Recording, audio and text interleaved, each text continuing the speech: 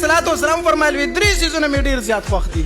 خوشبو مې ډېره خوښه ده، مونځ مې ډېر زیات خوښ دی، او نیکه بیبي جنتي ښځه مې ډېره خوښه ده.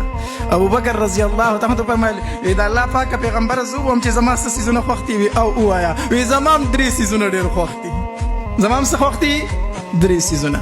نبی علیہ الصلوۃ والسلام ورته فرمایل ابوبکر کم وی یو دا چې د الله پاکه پیغمبره ته راته مخامخ ناست یو زه درته ګورم، ستا د مخ سره مې ډېر عشق دی نو چې ته راته ناست یې او ما درته کتلې، بس د دې سره مې ډېره مینه ده. وی دویم مې د دې سره مینه ده که نه چې زما جیب او ستا لاس بې اجازته دي زما جیب ته لاس کولی، زما مال تا خپل وګڼلې، د دې سره مې ډېره مینه ده. الله.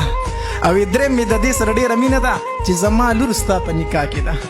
عایشه رضی الله تعالی عنها یو ځل کور کې ناستو، ښځه ورسره ناسته ده، وی په زړه مې یو لوی ارمان دی خو نه پوره کېږي.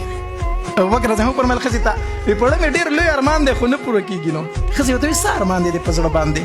وی په زړه مې دا ارمان دی چې د خپل ټول مال مې په نبي علیه السلام ولګولی، د خپل ټول مال مې په چا ولګولی؟